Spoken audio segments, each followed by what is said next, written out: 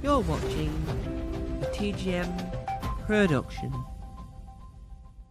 Ladies and gentlemen, for the final time in 2025, please welcome to the stage Tom Mason.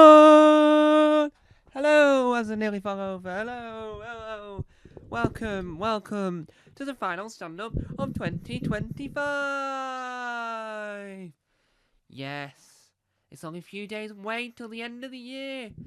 What could that tell you? Well, I can actually tell you a lot. But the thing I've learnt over the year, or over the years is the correct way of wording it, is that, Duolingo, this app that I've discovered, yes, this app I've discovered, and I tell you, I've discovered it, I discovered it a few years ago now, but it was an app that I didn't know too much about and still don't know enough about.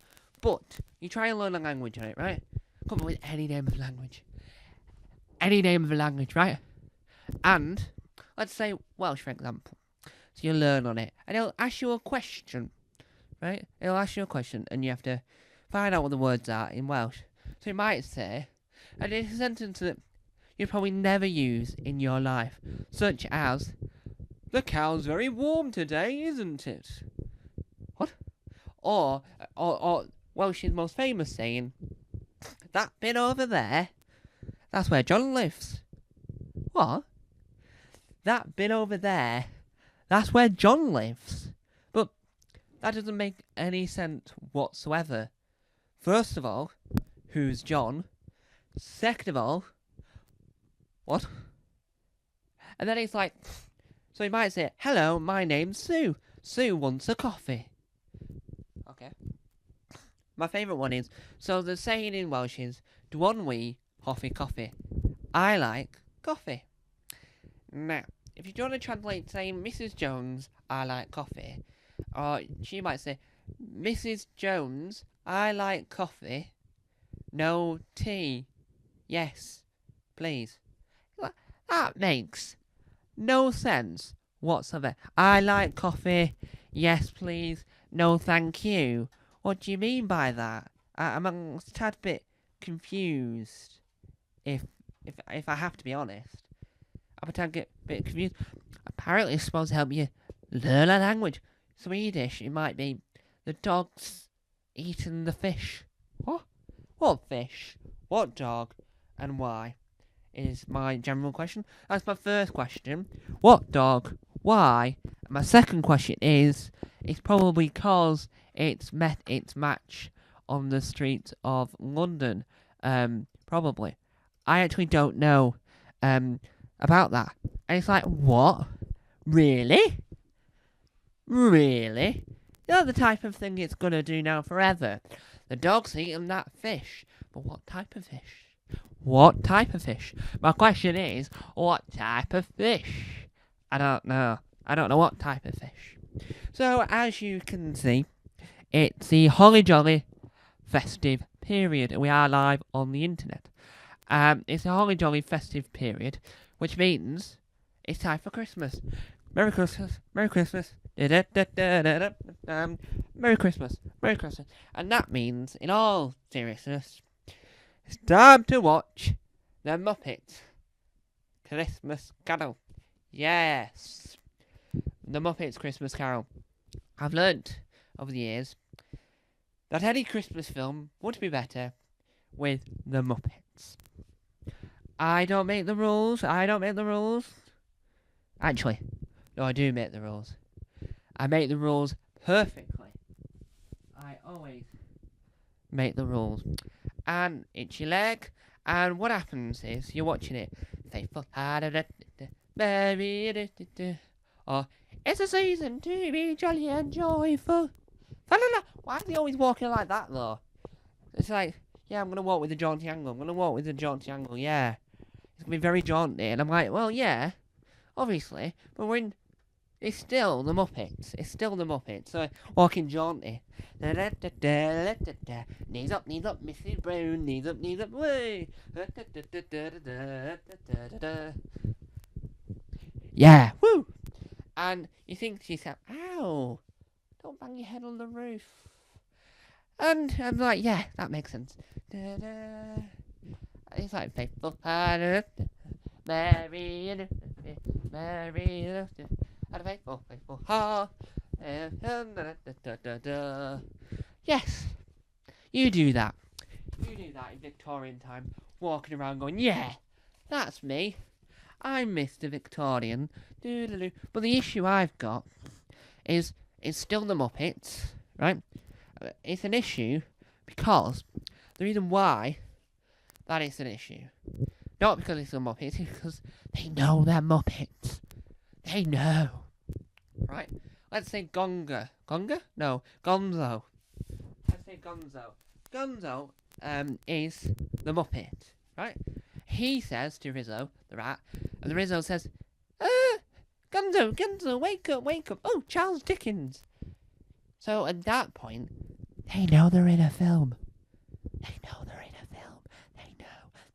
How on earth do the Muppets know they're in a film and Michael Caine does not? As in, Michael Caine states as Ebenezer Scrooge from start to finish. He's a classical actor. No wonder. But I do think it does enhance the film, but I was rewatching it today, in fact, actually, and I thought to myself, you know what really make this really incredible?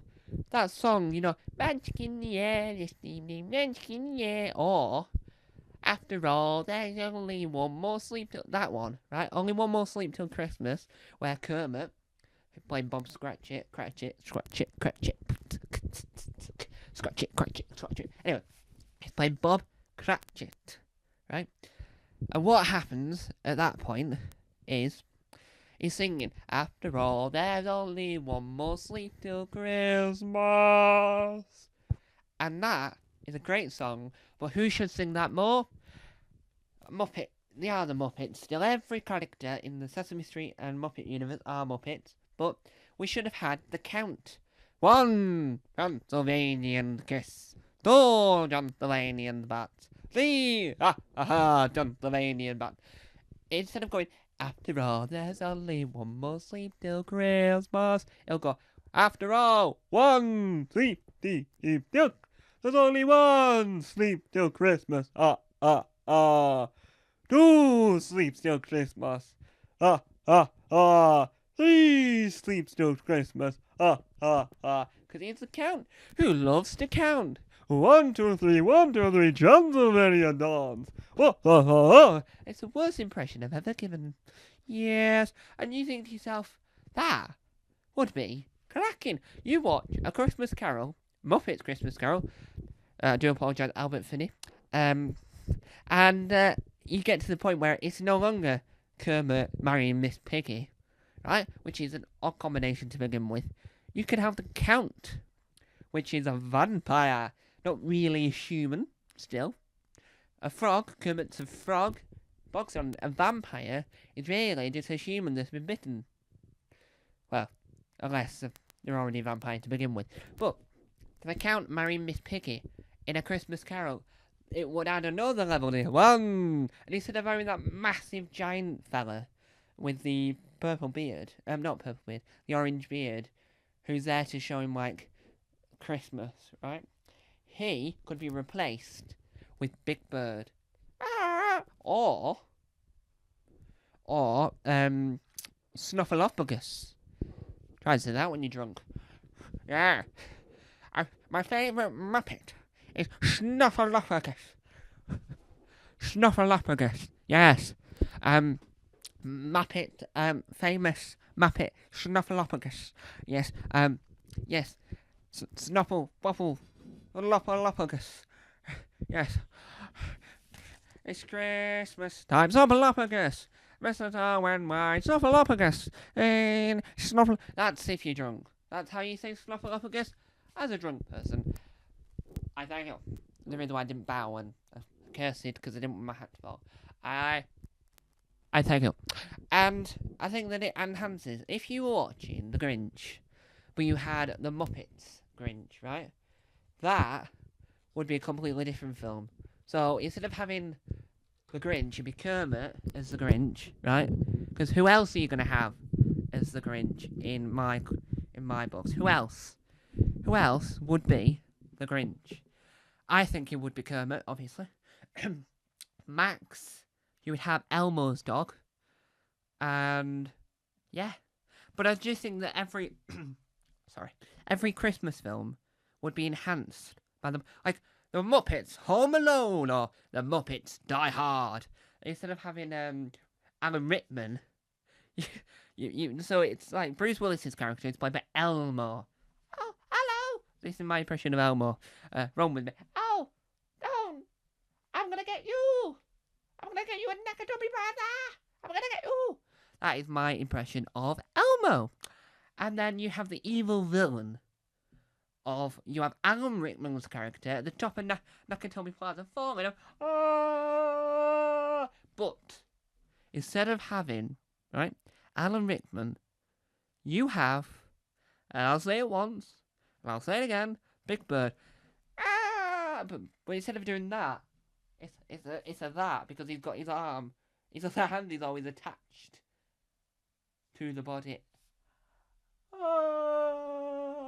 And that would make Die Hard, the Muppets Die Hard, an even more incredible film than it already. Well, I'm not, and I'll be honest, a huge Die Hard fan.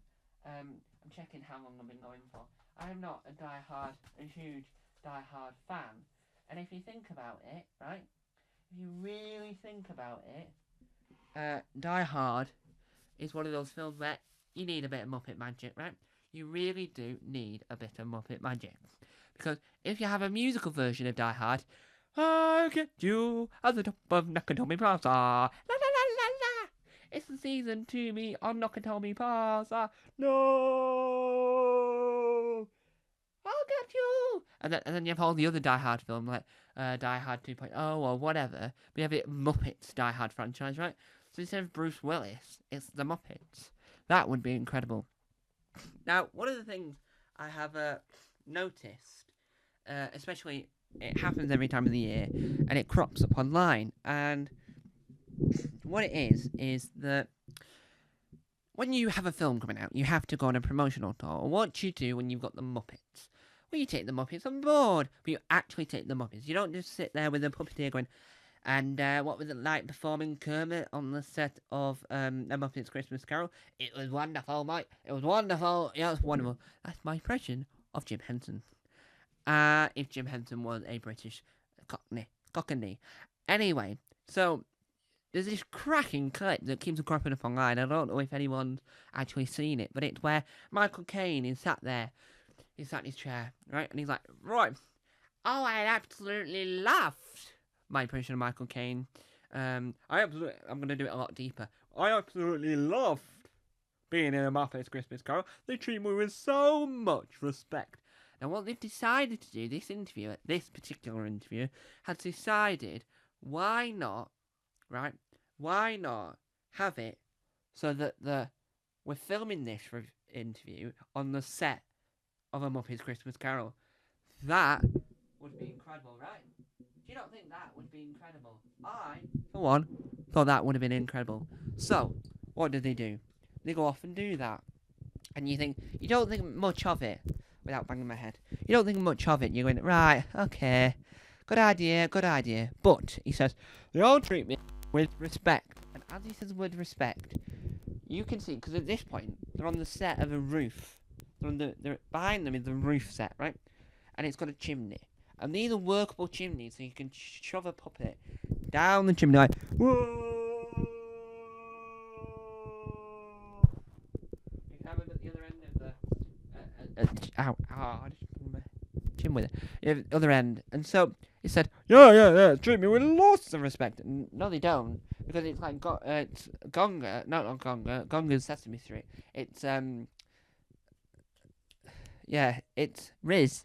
It's Riz, right? Rizzo. Yes, Rizzo.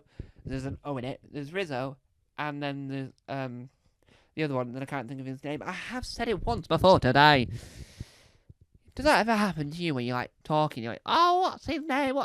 You're like, Oh, what's his name, young man? What's his name? Oh, Grover. Grover, no. Gonger, no. What's his name? Long nose. Yeah, a lot of them got long nose there, mate. Long nose. Last name. Muppet. Yes, we gathered it's a Muppet. It's purple. Yes, purple, dark blue, yes. Grover, no, oh, what's his name? Oh. And you're like, no, I don't know either. And that's when you forget as well. It's like, Gunga, no. Gunga, no. Grover, no. Goofer, no. Goofy, no. Anyway, and you're like, I'll come back to me. Do you want to finish the story then? Oh, yes, I do. And so anyway, they're in the background, right? And they go in, and they're there just faffing around. But Michael Caine Caine's like, yes, I am the incredible Michael Caine, who is, and our word for you, incredible, because he's very professional in everything he does. I'll tell you that for one. I've never met him, never worked with him, but he's always seemed to be the very, very much incredibly talented, intelligent, and the one that always says, I am Mr. Professional, and yes, I know that Rob Brydon and Steve Coogan both do impressions of me, and I let that slide, but I am incredibly patient, as the Muppets are right behind him going, oh no, I'm a Muppet, can you see? And they're all like, yeah, mucking about is the word. Yeah, they're mucking about. You don't get many Muppets mucking about whilst doing a promotional stint on well, it's probably not on the telly. It's probably one of those reviews you get afterwards. And it makes it ever so more intelligent. It makes it ever so more funny. And it makes and I'm like, yes, that is how you promote a film.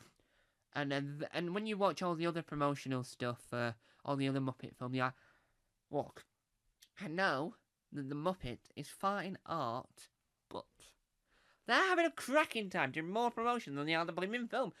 You might hear him on the film going, yes, we had a wonderful time. The film was amazing. Hey, you, get out of my house. Hello, get out of my house. No, you get out of my house. No, you get out of my house. And they might having an argument between each other. So, what was it like, hanging around with Miss Piggy all day?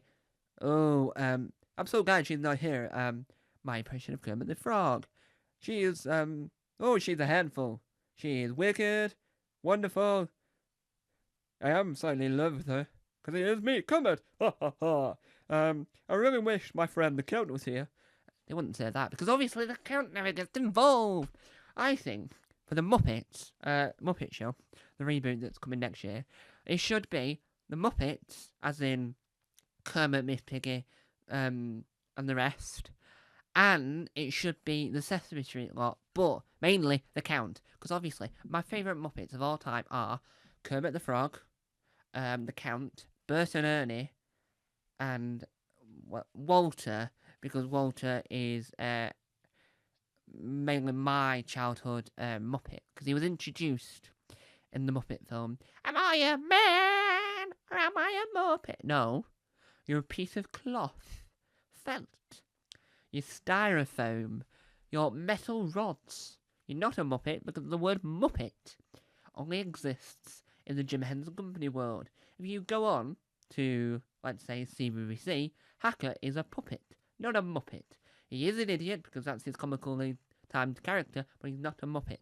And you get it all. But, as we draw a close to this festive, ho, ho, ho, festive merriment that I like to call ha ha ha funny stand-up comedy, I'd like to end off the show with wishing everyone a very Merry Christmas.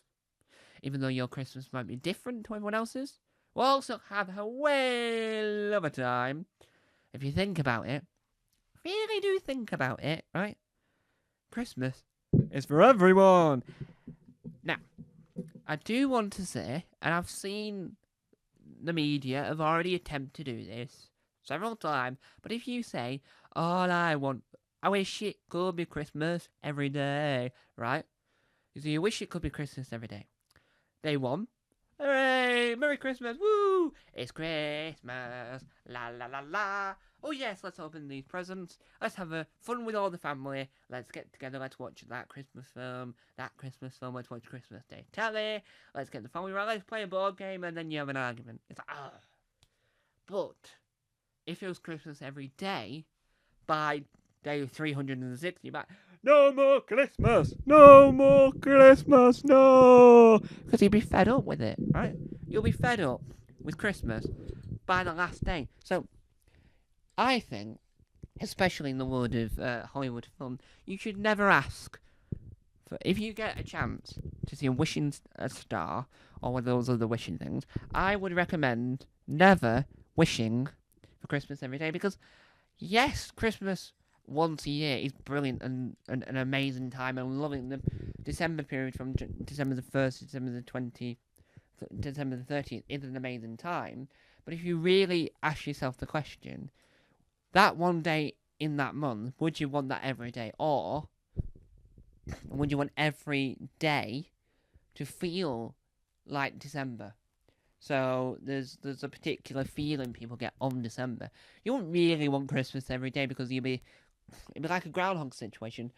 If you say, "Oh, I wish it could be Christmas every day," right? Will it be the same day every day, like Groundhog Day, or will it be a different Christmas each day?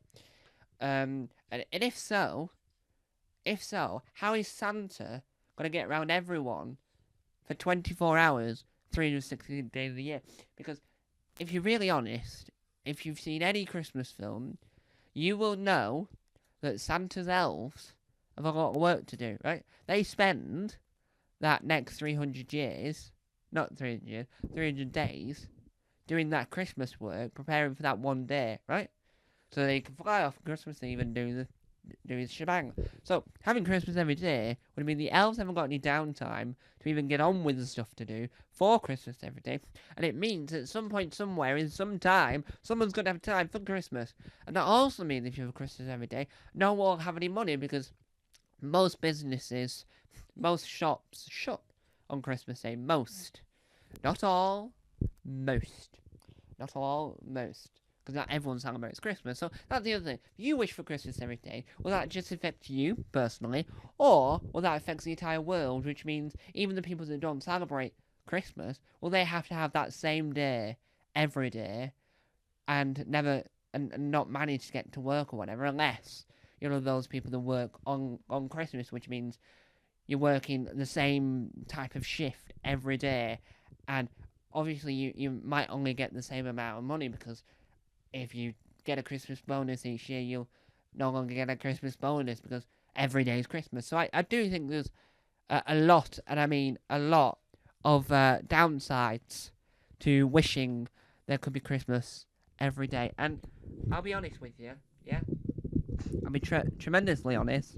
Who really wants to have Christmas every day? Who really, really, really, really wants Christmas every day?